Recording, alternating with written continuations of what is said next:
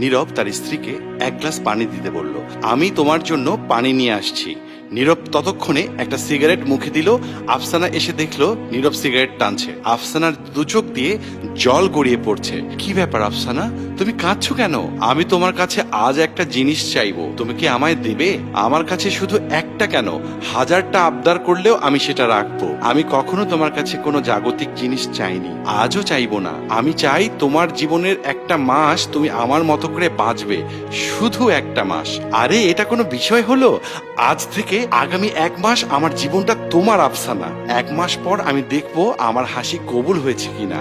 আচ্ছা এখন তুমি যাও, উজু করে আসো, নামাজের সময় হয়ে গেছে। নীরব গত 4-5 বছরেও কখন এই আসরের নামাজ পড়েছে সেটাও ভুলে গেছে, কিন্তু স্ত্রীকে কথা দিয়েছে 1 মাস তার মতো করে চলবে, তাই আর না করলো না। নীরব উজু করে নামাজ পড়তে চলে গেল। আফসানা মনে মনে মহান আল্লাহর কাছে শুকরিয়া আদায় করলো। আর এদিকে নীরব মসজিদে না গিয়ে পাড়ার চায়ের দোকানে বসে সিগারেট টানছিল।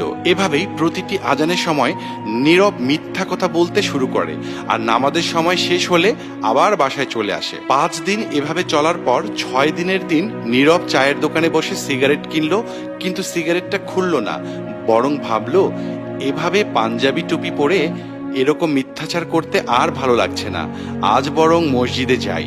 সেদিন নীরব মসজিদে নামাজের জন্য গেল। যে ছেলেকে মসজিদের আশেপাশেও কখনো দেখা যায়নি, সে আজ মসজিদে নামাজ পড়তে এসেছে। 2 দিন পর এসব আর করবে না।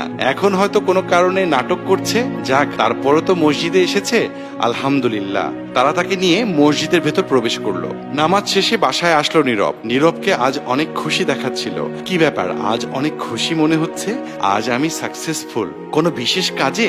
সে একটা দরকারি কাজ ছিল। তারপর থেকে আর কোনোদিন নীরব নামাজের জন্য মিথ্যা কথা বলেনি। 11তম দিনে আফসানা দেখলো নীরব ঘরের ভেতরে সিগারেট টানছে। আফসানা গিয়ে নীরবের হাত থেকে সিগারেটটা নিয়ে নিল আর বলল, এই 1 মাস কোনো সিগারেট চলবে না। নীরব ভাবলো সমস্যা নেই, বাইরে গিয়ে সিগারেট টেনে আসবো। বাইরে যখন সিগারেট টানতো তখন আফসানার কথা মনে পড়তো নীরবের। ওর মনে হতো নিজের স্ত্রীকে ঠকাচ্ছে, কিন্তু সিগারেটটা তবুও একেবারে ছেড়ে দিতে পারছে না। 20তম দিনের বেলায় নীরব সিগারেট টান দিতে গিয়ে সিগারেটটাকে ছুঁড়ে ফেলে দিল। এমন ভাবে ছুঁড়েছে যেন এটা কোনো ঘৃণাকর বস্তু। নীরবের মন খারাপ কিংবা মেজাজ খারাপ থাকলেই সিগারেট টানতো। এখন ওর মন খারাপ হলেই নামাজ আদায় করতে বসে পড়ে। নামাজ আদায় করলেই নীরবের মন ভালো হয়ে যায়, একটা আধ্যাত্মিক শান্তি অনুভব করে। এভাবে 30তম দিন পার হয়ে গেল। 31তম দিনের বেলায় আর সকালে ডাক দিয়ে ঘুম ভাঙালো না, কিন্তু নীরব নিজে নিজেই ঘুম থেকে উঠে গেল আর নামাজ আদায় করলো। অভ্যাস এমনই হয়, অভ্যাস খুব শক্তিশালী একটা জিনিস, তাই এই অভ্যাসটা গড়ে নিন। তবে বদ অভ্যাস করবেন না, যে অভ্যাস ধীরে ধীরে আপনার থেকে আপনার সমস্ত প্রিয় জিনিস কেড়ে নেবে। তাই সঠিক অভ্যাস গড়ার দিকে তীক্ষ্ণ নজর দিন, আর বদ অভ্যাসগুলোকে ধীরে ধীরে একেবারে ছাঁটাই করে দিন জীবন থেকে।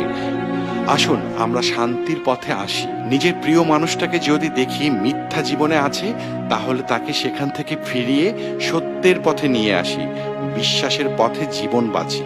প্রকৃত শান্তি তখনই আসে যখন নিজের মনে শান্তি থাকে। তাই সত্যের পথ কখনো যেন ত্যাগ না করি।